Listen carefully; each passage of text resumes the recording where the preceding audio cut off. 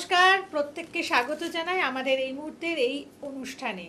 দেখুন, একটা জিনিস এখন ভীষণভাবে স্পষ্ট।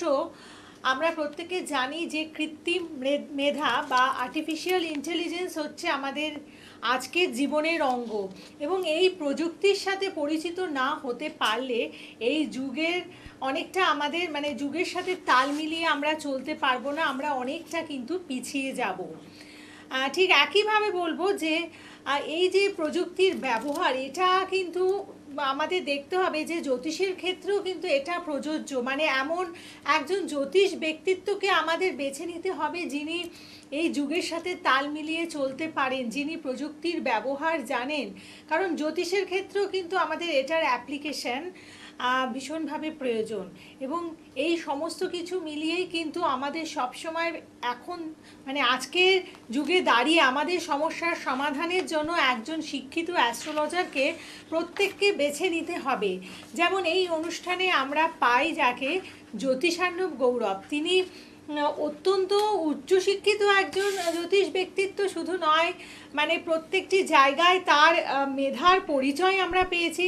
সায়েন্স নিয়ে তিনি পোস্ট গ্র্যাজুয়েশন করেছে, তার সেসব ক্ষেত্রে যেমন রয়েছে, তারপরেও জ্যোতিষের ব্যাখ্যাগুলো যখন তিনি করেন সেক্ষেত্রেও কিন্তু আমরা তার এই যে জ্যোতিষের যে ব্যাপারটা আরোহণের ক্ষেত্রে তার যে বুদ্ধিমত্তার জায়গাটা, সেটা কিন্তু একটু মন দিয়ে শুনলে পরেই আপনারা প্রত্যেকে বুঝতে পারবেন যে কেন জ্যোতিষার্ণব গৌরব অন্যদের থেকে আলাদা। এবং একটা বুজরুকিকে কেন্দ্র করে তার ব্যাখ্যা নেই, তার ব্যাখ্যাগুলোর পেছনে সবসময় কিন্তু আমাদের বিজ্ঞান রয়েছে, এবং আমাদের প্রযুক্তিকে ব্যবহার করে তিনি কিন্তু আজকে জ্যোতিষ শাস্ত্রের কে গবেষণা করে একটা বিশেষ জায়গায় নিয়ে গেছেন, যেখান থেকে দাঁড়িয়ে আমাদের সমস্যাগুলোর সূক্ষ্মাতি সূক্ষ্ম বিচার আমরা কিন্তু তার হাত ধরে পেয়ে থাকি। এই জন্যই বলবো, আমাদের প্রত্যেকের পছন্দের প্রথম তালিকায় রয়েছেন জ্যোতিষার্ণব গৌরব, যাকে এই মুহূর্তে এই অনুষ্ঠানে আমরা পেয়েছি। তাকে স্বাগত জানাবো। নমস্কার। নমস্কার। দেখুন, আমাদের অনুষ্ঠানে আমরা অনেক লাইভ অনুষ্ঠান করি, সেখানে প্রচুর ফোন আসে, যেখানে আপনাকে বলতে শুনি যে খুব ভালো যোগ রয়েছে, এবং অনেকেরই প্রশ্ন যে গভর্নমেন্ট জবের কি যোগ আছে, চাকরির জন্য অপেক্ষা করছি, ভালো চাকরির যোগ আছে কিন্তু তার চাকরি হচ্ছে না। এরকমই আরও অন্যান্য ভালো ভালো যোগ আছে, যার ফলে অনেক কিছু তার জীবনে হয়তো ঘটতে পারে, কিন্তু সেই জায়গাটা, প্রাপ্তির জায়গাটা কিন্তু অনেকেই পাচ্ছেন না। এই এই ব্যাপারগুলো কেন হচ্ছে? এইটা একটা খুব গুরুত্বপূর্ণ কোশ্চেন, ঠিকঠাক একটা কোশ্চেন আপনি আজকে করেছেন, যে এটা অনেকেরই এই প্রবলেমটা হচ্ছে, যে তারা বহু জায়গায় দেখাচ্ছে, বহু অ্যাস্ট্রোলজার দেখে বলছে যে তাদের ক্ষেত্রে গভর্নমেন্ট জবের যোগ আছে, বা ভালো বিবাহের যোগ আছে, ভালো কর্মের জায়গা আছে, বাড়ি হবে, গাড়ি হবে, বিভিন্ন রকম জায়গা তাদেরকে বলা হচ্ছে, তাদের যে শুভ জায়গাগুলো। কিন্তু বাস্তবে দেখা যাচ্ছে সেগুলো কিছু ঘটছে না। তার কারণটা কি? তার কারণটা যদি অ্যানালাইজ করা হয়, সেক্ষেত্রে দেখা যাবে যে আমরা শুধুমাত্র তার জন্মছকটা নিয়েই প্রথমে আমরা বিচার করছি, বা তার সঙ্গে হয়তো টুকটাকার দু একটা, যেমন D9 চার্ট বা নবাংশ চার্ট, বা তার সঙ্গে দ্রেককান, এই জিনিসগুলো নিয়ে একটু আলোচনা করি, এগুলো নিয়ে দেখি। কিন্তু শুধু এইটুকু দেখলেই হবে না, সেই কারণেই কিন্তু এই ভোগান্তিগুলো আসে। আমাদের একজনের ছক দেখতে গেলে অবশ্যই তার স্ফুট বিচারটা খুব গুরুত্বপূর্ণ। এমন অনেক ছক আছে যার ক্ষেত্রে কিন্তু দারুণ কম্বিনেশান রয়েছে, কিন্তু তারপরেও দেখা যাচ্ছে যে তার সেই কাজগুলো হচ্ছে না, সফল হচ্ছে না। আজকে একটা ছক আমি দেখিয়ে শুরু করছি, একটা ছক আমি দেখাচ্ছি। সেই ছকটার জন্ম তারিখটা হচ্ছে আমারই একজন ক্লায়েন্টের, সেক্ষেত্রে 15ই জুলাই 1986 সালে জন্ম। আপনারা নিজেরাও বিভিন্ন অ্যাপে দেখতে পারেন ছকটা। সকাল এই 9:10 জন্ম, ঠিক আছে, কলকাতাতে।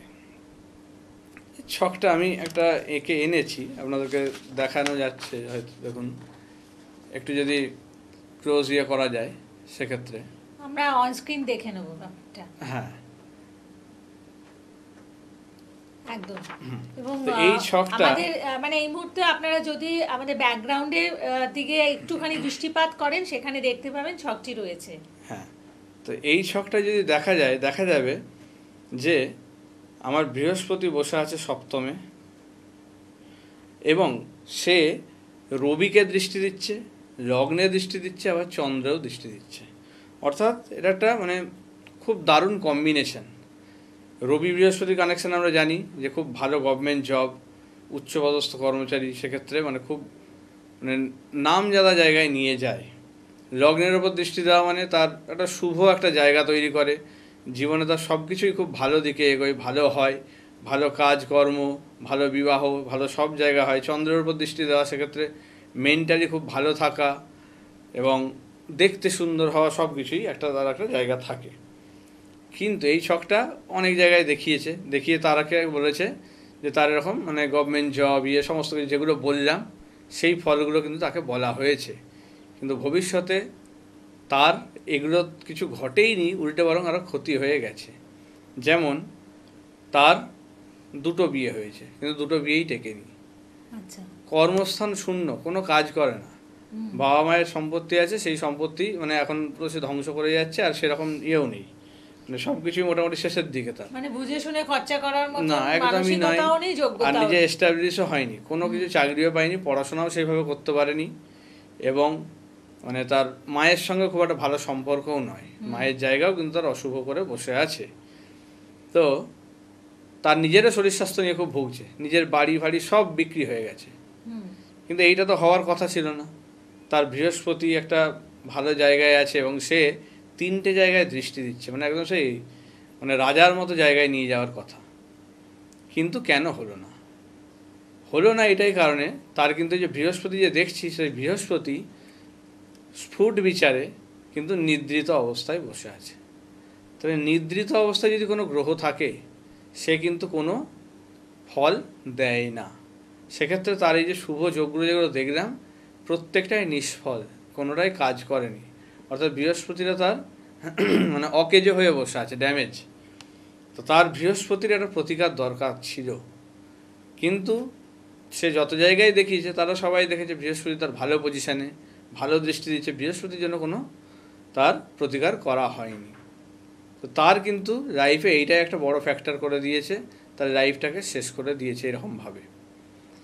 তো এইটা অ্যাকচুয়ালি দেখানোর একটাই কারণ যে আমরা বিভিন্ন জায়গায় যাই, ওই 2 মিনিট 5 মিনিটে বিচার হয়ে যায়, তাতে কিন্তু এইরকম ভুলই হবে, এইরকম আর কি প্রবলেমটাই ফেস করবেন, আপনাদেরও সমস্যার সমাধান হবে না। কারণ জ্যোতিষের যে ক্যালকুলেশন বা জ্যোতিষের যে বিস্তার, এটা হচ্ছে অনেক বড়। তো সেক্ষেত্রে একটা অনেকটা টাইম দিয়ে তাকে মানে খুব ভালোভাবে জিনিসটাকে বিচার করতে হবে, এবং যেটা বললাম যে অনেকগুলো ছককে একসঙ্গে মিলিয়ে কিন্তু দেখতে হয় এবং সঙ্গে স্ফুট বিচারটা করতে হয়। তো এই স্ফুট বিচার না করে তার কিন্তু এক্স্যাক্ট বিচার সম্ভব নয়, এবং তার সেক্ষেত্রে এক্স্যাক্ট সমাধানও সম্ভব নয়। বিচার যদি ঠিকঠাক না হয়, রোগটাই যদি ধরা না পড়ে, তাহলে তো সমাধান হবে কি করে? তো সমাধান সেই কারণেই হয় না, এই কারণে ভুল প্রতিকার। এবার আমি বারবার বলি যে ভুল প্রতিকার মানুষের কিন্তু মানে খারাপ দোষের থেকেও ক্ষতি বেশি করে দেয়, সেটা কিন্তু আরও খারাপ, মানে 100 গুণ খারাপ বাড়িয়ে দেয় বলতে গেলে জিনিসটাকে। মানে তার যা খারাপ আছে তার থেকে বরঞ্চ না করা ভালো, বরঞ্চ ভুল প্রতিকার হলে কিন্তু সেটা আরও মারাত্মক জায়গায় নিয়ে যায়। ঠিকঠাক প্রতিকার হলে তাকে একটা ভালো জায়গায় নিয়ে যায়, যেমন সেরকম ভুল প্রতিকার তাকে শেষ করে দেয়। তো এই স্ফুট বিচার সবাই কিন্তু করে না, আমি সেটা একদম এই অন টিভি বলে দিচ্ছি। কারণ এই জিনিসটা কিন্তু মানে সময় সাপেক্ষ, এবং সবাই এই জিনিসটা কিন্তু জানেও না, এটাও আমি বলে দিচ্ছি এই জিনিসটা। কারণ এইটার জন্য মানে যথেষ্ট মানে তাকে ক্যালকুলেটিভ, তাকে ম্যাথসে অনেক কিছু করে সমস্ত কিছু করে, এবং সময় সাপেক্ষ, বিশেষ করে পরিশ্রম সাধ্য জিনিসটা। তো সেই জিনিসটা করে না। লোকে 15 জন 20 জন করে 1 ঘন্টা 2 ঘন্টা ক্লায়েন্ট দেখছে, তাহলে সেক্ষেত্রে কী করে সম্ভব? আপনারা নিজেরাই ক্যালকুলেট করুন, 2 মিনিট 5 মিনিট করে টাইম দিলে কি আপনার সম্ভব কোনো জায়গা দেখা? সেক্ষেত্রে তার মানে ল্যাপটপ চালিয়ে যা ছকটা খুলতেই তার 2 মিনিট লেগে যাবে যদি ঠিকমতো করে, তার একটা দেখতেই। তাহলে সেক্ষেত্রে আপনার প্রতিকার সম্ভব নয়, বিচারই ঠিকমতো হচ্ছে না, প্রতিকার হবে কী করে? তাহলে এইটা হচ্ছে একটা বড় কারণ। আর এই স্ফুট বিচার আমি আমার মানে পূর্বপুরুষ থেকে পেয়ে এসেছি জিনিসটা, আমাদের বংশ পরম্পরায় আমাদের জিনিসটা মানে প্রাপ্ত। এটা সবার মধ্যে আমরা দিইও না, সবাই জানেও না এই জিনিসটা। এই জিনিসটা শুধু আমাদের বংশের ইয়েতেই রয়েছে। এবার অনেকেই বলে স্টুডিচার করে, তারা ওই বই দেখে বা বইয়ে দেখে, সেক্ষেত্রে বইয়েও কিন্তু অনেক জায়গায় সূত্র ভুল আছে, যেগুলোর জন্য কিন্তু তাদের স্ফুট বিচার মেলে না। সেই জায়গারও কিন্তু কারেকশান দরকার, যেগুলো কিন্তু বইগুলো ঠিক করে করা নেই, যেগুলো কিন্তু আমার পূর্বপুরুষরা জায়গাগুলো দেখে করে অনেক কিছু ইয়ে করেছেন। আমি সেগুলো নিয়ে রিসার্চ করেছি, করে দেখেছি জিনিসগুলো, তবে গিয়ে কিন্তু এই জায়গাটা এক্স্যাক্ট হয়, নাহলে কিন্তু হবে না। তো এই স্ফুট বিচারের বিরাট গুরুত্ব। স্ফুট বিচারের মানে অনেকগুলো অবস্থা হয়, যদি দেখা যায় দ্বাদশ অবস্থা বলা হয়, 12টা অবস্থা হয়। যেমন শয়ন, উপবেশন, নেত্রপানি, প্রকাশন, গমন, গমনেচ্ছা, শোভাবসতি, আগমন, ভোজন, নিত্যলিপ্সা, কৌতুক এবং নিদ্রা। এই এতগুলো অবস্থা কিন্তু গ্রহের দ্বাদশ অবস্থায় পাওয়া যায়, যেটা কিন্তু স্ফুট বিচার ছাড়া সম্ভব নয়। এবার সেক্ষেত্রে দেখতে হবে আপনার জন্মছকে যে গ্রহটা ভালো আছে মনে হচ্ছে, সেটা স্ফুট বিচারে কেমন অবস্থায় আছে। যদি ভালো অবস্থায় থাকে তাহলে ভালো ফল দেবে। যদি নিদ্রিত অবস্থায় শয়নে বা কোনো খারাপ ইয়েতে থাকে, নিত্যলিপ্সা বা ভোজন কিছু একটা থাকে, তাহলে সেক্ষেত্রে কিন্তু খুব খারাপ ফল দেবে।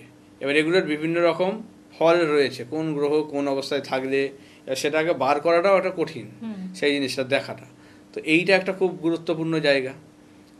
তো এইগুলো আগে জানতে হবে যে আপনার গ্রহটা স্ফুট বিচারে কি অবস্থায় আছে। এরকম অনেক ছক আছে, আমি চাইলে পরের দিন আপনাদের আরও দেখাবো, যেগুলোতে দেখতে পাবেন যে মানে একজনের ছক আমি দেখছিলাম, যেমন তার মানে একদম মানে বুদ্ধি সমস্ত কিছু দিক থেকে দারুণ হওয়ার কথা, কিন্তু তার দেখা যাচ্ছে মানে বুধটা নিদ্রিত অবস্থায় বসে আছে। কি হয়েছে তার, মানে ছোটোর থেকে সে হ্যান্ডিক্যাপ, তার কিন্তু মানে ব্রেন ফিজিক্যালিও হ্যান্ডিক্যাপ, মেন্টালিও হ্যান্ডিক্যাপ, দুরকমই। সে হাঁটাচলাও করতে পারে না, তার ব্রেনও কাজ করে না। সে এখন ধরুন মানে 32-33 বছর বয়স হয়ে গেল, ওই একই রকমভাবে জন্ম থেকে সেরকমভাবে বসে আছে। তার কিন্তু ওইভাবে বিচারটা ঠিকমতো হয়নি সেই কারণেই। তো এইটারও কিন্তু একটা মানে মানে কারণ হচ্ছে স্ফুট বিচারে তার বুধ গ্রহটা কিন্তু ওরমভাবে নিদ্রিত অবস্থায় আছে। তাহলে দেখতে হবে যে আপনার কোন গ্রহ কিভাবে আছে, কোনটা দগ্ধ হয়ে আছে। দগ্ধটাও বিরাট কিন্তু এখানে কাজ দেয়, যেটা হচ্ছে রবির কাছাকাছি যদি কোনো গ্রহ থাকে, রবির 15 ডিগ্রির মধ্যে যদি কোনো গ্রহ চলে আসে, তাহলে সেক্ষেত্রে কিন্তু দেখা যাবে যে সেই গ্রহটা আমার দগ্ধ হয়ে গেছে।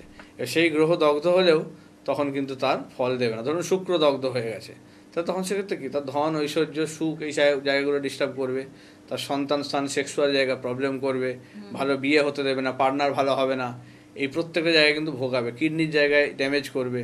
তো এইগুলো যেমন শুক্র দগ্ধ হলে আসে, এরকম বিভিন্ন গ্রহের আছে। যেমন মঙ্গল যদি দগ্ধ হয়, তখন তার কিন্তু মনের মধ্যে ভীতি কাজ করবে, তার কিন্তু মানে সব কাজেই সে কিন্তু ভয় পাবে, কোনো কনফিডেন্স পাবে না, তার সব কিছুতে নার্ভাসনেস কাজ করবে, জানা জিনিসও ভুল করবে, কোনো সিদ্ধান্ত নিতে পারবে না। এই জায়গাগুলো যদি মঙ্গল দগ্ধ থাকে তখন কিন্তু এগুলো নিয়ে আসে। তো শনি যদি দগ্ধ থাকে, তার এরকম টাকা পয়সা, শরীর স্বাস্থ্য নিয়ে খুব ট্রাবেল দেবে, টাকা পয়সা ধরে রাখতে পারবে না।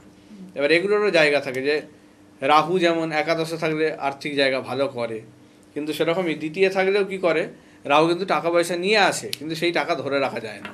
তো সেগুলোর জন্য প্রতিকার দরকার, যে তবে কিন্তু আপনার ইনকাম যেটা হবে সেটাকে আপনি রাখতে পারবেন। নাহলে কি হয়, মানুষ মানে ইনকাম করছে, অনেকেই আছে এরকম যে ভালো মাইনে পায়, ইনকাম করে, কিন্তু শেষে গিয়ে দেখা যাচ্ছে তার মানে সঞ্চয় শূন্য। সে এমনভাবে বাজে দিকে বেরিয়েছে, আর্থিক জায়গা তার একদম করেছে, নীল করে দিয়েছে। এরকম আমার ক্লায়েন্ট আছে একজন, সে মানে সেন্ট্রাল গভর্নমেন্টে চাকরি করতো তার হাজব্যান্ড, কিন্তু সে এমন মানে বাজেভাবে সে টাকাগুলোকে করেছে, তার ছেলের জন্য একটা কিচ্ছু রাখতে পারেনি। তো সেক্ষেত্রে মানে তাদের পরিবারটা কি মানে প্রবলেম করে দিয়েছে। তার বাবার যে এরকম ভুল পথে চালনা বা সেগুলোর থেকে কিন্তু তার পরিবারটাকে মানে শেষ করে দিয়েছে। মানে তার পরিবার কোনোভাবে দাঁড়াতে পারছে না, কিছু না। তার বাবার একটা মানে উঁচু জায়গায়, তার হচ্ছে ধরুন মাইনে তার 2 লাখ টাকার কাছাকাছি মাইনে ছিল, সেই জায়গায় সে কোনো কিছু রাখতে পারেনি, সঠিক পথে চালিত হয়নি বলে সেই জায়গাটাকে তার পরবর্তী জেনারেশনকে সেভাবে সে তৈরি করতে পারছে না। তাহলে এইগুলো কিন্তু মানে খুব বড় একটা জায়গা, যে আমার আর্থিক জায়গা আনবে, কিন্তু সেটাকে ধরে রাখাটাও কিন্তু একটা বিরাট বড় ব্যাপার। একদম একদম। তো সেইগুলো কিন্তু বুঝতে হবে। এবার এগুলো স্ফুট বিচার বা গ্রহের আরেকটা ব্যাপার হয়, যে দীপ্তাদি 9 অবস্থা, যেটা সেখানেও কিন্তু গ্রহের 9টা ভাব পাওয়া যায়। যেমন দীপ্ত নাকি স্বচ্ছ, মুদিত, শান্ত, দীন, অতি দুঃখিত, বিকল, খলগ্রহ এবং কুপিত। এই কতকগুলো কিন্তু ভাব পাওয়া যায় যে এই 9টা ভাবের মধ্যে কোন ভাবের মধ্যে আছে আপনার গ্রহটা, কোন গ্রহটা। সেক্ষেত্রে যেমন দীপ্ত, স্বচ্ছ, মুদিত বা শান্ত এইগুলো যদি হয় খুবই ভালো। কিন্তু যদি এগুলো না হয়, দিন বা অতিদক্ষিত বা বিকল, খল গ্রহ, কুপিত এগুলো যদি চলে আসে, সেক্ষেত্রে আপনাকে সেটা খুবই ভোগাবে। তো এই ব্যাপারগুলো কিন্তু খুব একটা মানে দেখার জায়গা রয়েছে। এগুলো যে বিচার করে, আমি বারবার বলবো আপনারা সেই রকম জায়গায় যান যারা এই স্ফুট বিচার করে। কারণ স্ফুট বিচার ছাড়া আপনার কিন্তু সম্পূর্ণ মানে রোগ ধরা সেটা কিন্তু সম্ভব নয়। যেমন একটা কিছু রোগ হলে আচ্ছা, মানে আমরা আমি বলবো প্রয়োজন পড়লে আপনারা নিজেরা গিয়ে বলুন, কারণ অবশ্যই যে আপনি স্ফুট বিচার করেন নাকি, বা হ্যাঁ, স্ফুট বিচারে একদম। আমার কোন গ্রহটা কোন অবস্থায় আছে হ্যাঁ, সেগুলো দেখুন সে করছে নাকি। যদি করে তবেই জানবেন সেখানে আমরা সঠিক বিচার হবে। আর সেটা করতেও কিন্তু যথেষ্ট টাইম লাগবে, সময় সাপেক্ষ। যা হোক একটা বলে দিলাম সেরকম নয়। অনেকেই বলবে স্ফুট বিচার বললাম তো, সেক্ষেত্রে অনেক কিছু ভুলভ্রান্তি করে, তো সেটা কিন্তু ঠিক একদম। করে করা উচিত। ঠিক।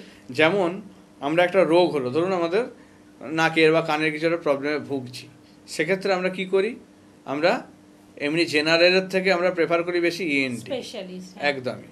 তো সেক্ষেত্রে যেমন আমরা একটা ভালো ডাক্তার বা এক্সপার্ট, সে যে জায়গাটার এক্সপার্ট তাকে সেরকম একটা জায়গা দেখি। ঠিক। তো প্রত্যেকটা অ্যাস্ট্রোলজির ক্ষেত্রেও কিন্তু সেই রকমই আপনার প্রত্যেকটা গ্রহকে কিন্তু মানে একদম মানে পিন পয়েন্টে এটাকে যে দেখতে হবে যে আপনার গ্রহটা কি অবস্থায় আছে। যদি ঠিকঠাক অবস্থায় থাকে সে ভালো ফল দেবে, আর যদি ভুল অবস্থায় থাকে তখন সেটার প্রতিকার দরকার। নাহলে কিন্তু জীবনে সেইভাবে সাকসেস বলুন বা যে কোনো কিছুতেই বাধা বলুন সেগুলো কোনো দিনই কাটবে না, সব সময় সেগুলো ভোগাবে। তো এই জিনিসটা খুব মানে একটা ভাইটাল জায়গা, অবশ্যই দেখুন। এরকম অনেক ছক আছে যেগুলো কিন্তু ওপরে দেখে বোঝা যায় না, যেগুলোর জন্য কিন্তু ডিপে ঢুকে এই ধরনের ফাইন যে বিচারগুলো হয় সেই জিনিসটা কিন্তু ঢুকতে হয়, তবে গিয়ে কিন্তু সেটার বিচার সম্ভব। একদম। তাহলে আপনার যদি সমস্যা থেকে থাকে, মানে হয়তো আপনার ভালো ভালো যোগ রয়েছে, এটা আপনি জানেন, কোনো জ্যোতিষ ব্যক্তিত্ব আপনাকে হয়তো বলেছে যে আপনাকে কোনো চিন্তাই করতে হবে না, ভালো ভালো যোগ আছে, কিন্তু আপনি বাস্তব জীবনে সেই যোগের যদি প্রতিফলন না পান, তাহলে সেই যোগ থাকা না থাকা সমান। সে কারণেই আপনাদের বেছে নিতে হবে একজন এক্সপার্টকে। মানে আমরা একজন ভালো টিচারকে কেন খুঁজি, ভালো শিক্ষককে কেন খুঁজি, তিনি কিন্তু সমস্ত রকম ছেলে মেয়েদেরকে তৈরি করে দিতে পারেন পরীক্ষায় ভালো নম্বর আনার জন্য।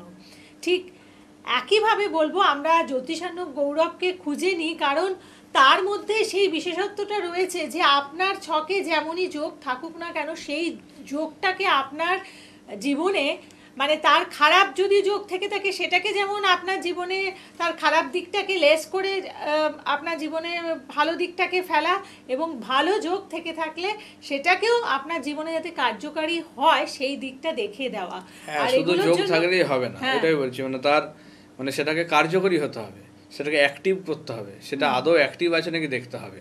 আমার একটা কিছু আছে কিন্তু সেই জিনিসটা আমরা যেমন ধরুন কোনো একটা ইনস্ট্রুমেন্টের ক্ষেত্রে যদি দেখি, যে ধরুন এই এসি চলছে সাপোজ, এই এসির ক্ষেত্রে এসিটা থাকলেই কি আমার ঘরটা ঠান্ডা করে দেবে? তা নয় কিন্তু। তাই কিন্তু ইলেকট্রিক সাপ্লাই বলুন, সুইচ বলুন, সেটা প্রেস করতে হবে, তবে গিয়ে করবে। তো সেরকমই আমার ভালো যোগ আছে বলেই সে কাজ করবে তাও কিন্তু নয়, দেখতে হবে সেই গ্রহটা অ্যাক্টিভ আছে নাকি। সে যদি ঠিকঠাক অবস্থায় বা ঠিকঠাক অ্যাক্টিভ থাকে তাহলে সে কাজ করে, যদি না থাকে তাই কিন্তু অ্যাক্টিভ করতে হবে, না হলে কিন্তু কোনোভাবেই সেই ফল পাবেন না। তাহলে এসি লাগিয়ে রেখেও যেমন গরম লাগবে, এসি না চালালে সেই রকমই ব্যাপার গ্রহের ক্ষেত্রেও আমরা দেখতে পাই, যে যদি ঠিকঠাক না থাকে তখন কিন্তু এইরকম প্রবলেমটাই ভোগাবে। তো প্রত্যেকটা জায়গায় এরকমভাবে সূক্ষ্ম বিচারটা দরকার, সেই কারণে এটার নাম হচ্ছে স্ফুট বিচার, এটার নাম এই একটা কারণে। কারণ এইটার মানে অনেক সময় সাপেক্ষ এবং সঙ্গে প্রচুর ক্যালকুলেশন থাকে, ঠিক আছে, সেগুলো করে তবে করা হয়। এই জিনিসটা বুঝতে হবে, যারা করে অবশ্যই তার কাছে যান, ঠিকঠাক করে আপনি কিন্তু পাবেন। জ্যোতিষান্ন গৌরবের বিচারে আসলে আমাদের ছকের মধ্যে যেই ভালো দিকগুলো আছে সেগুলো যেমন ফুটে ওঠে, ঠিক তেমনিভাবেই যেখানে খারাপ কিছু রয়েছে সেগুলো কিন্তু তিনি বুঝে শুনে আমাদের জীবন থেকে সেটিকে বিলুপ্ত করে দেন বা সেটিকে সরিয়ে দেন। আসলে প্রত্যেকটি জায়গা যিনি ভালো করে জানবেন বুঝবেন তার পক্ষেই কিন্তু এগুলো করে দেওয়া সম্ভব। এবং একটা ব্যাপারে আমরা প্রত্যেকেই কিন্তু একটুখানি ভয় পাই বা একটু ভুরু কুচকায়, সেটি হচ্ছে শনিদেবের ব্যাপারে। মানে শনির কথা শুনলেই আমরা ভাবি একটা ভয়ঙ্কর কিছু হয়তো হবে। ঠিক এভাবেই বলবো, আগামী 2025 সালের 29শে মার্চ শনিদেব ট্রানজিটে মানে শনির ট্রানজিট হচ্ছে কুম্ভ থেকে মীন রাশিতে, অর্থাৎ এই যে একটা পরিবর্তন হচ্ছে, এই পরিবর্তনের ফলে কার কীরকম সেখান থেকে অবস্থা দাঁড়াবে সেটা নিয়ে আজকের অনুষ্ঠানের একেবারে শেষ পর্বে আমরা একটা বিশ্লেষণ নিয়ে এসেছি শুধুমাত্র আপনাদের জন্য। তো অনেকেই বলবে যে মার্চ মাস তো এখনো দেরি আছে, তাহলে এখন থেকে কেন এই জিনিসটা নিয়ে ভাবতে হবে। এবার এখানেই হচ্ছে প্রশ্নটা আসছে, এটা যে আমাদের যে গোচর ফল যেগুলো দেয় কোন জায়গায় আছে, বৃহস্পতি শনি এরা হচ্ছে একটু বড় সাইজের গ্রহ। তো সেক্ষেত্রে আমরা যদি ভাবি জিনিসটাকে, যে ধরুন এক একটা রাশির মধ্যে যে ডিভিশন বা ইন্টারফেসগুলো মাঝে দাগগুলো রয়েছে, সেটাকে আমরা যেটা কাল্পনিক একটা রেখা ভাবি, যেটা দিয়ে দুটো রাশির মাঝে মানে ভাগ করা হয়েছে। তো শনি যখন একটা রাশি থেকে আরেকটা রাশিতে যাচ্ছে, শনির তো সাইজ বড়, তাহলে তার তো যেতে কিছু টাইম লাগে, তাহলে সেক্ষেত্রে সে 3 মাস আগে থেকেই কিন্তু প্রভাব দিতে শুরু করে।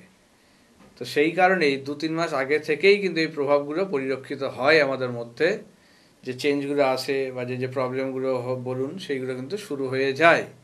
তো শনি বৃহস্পতি যেমন 6 মাস আগে থেকে জায়গাটা ডিফেক্ট করে, সেক্ষেত্রে কিন্তু শনি 3 মাস আগে থেকে কিন্তু জায়গাটাকে এফেক্ট করতে শুরু করে।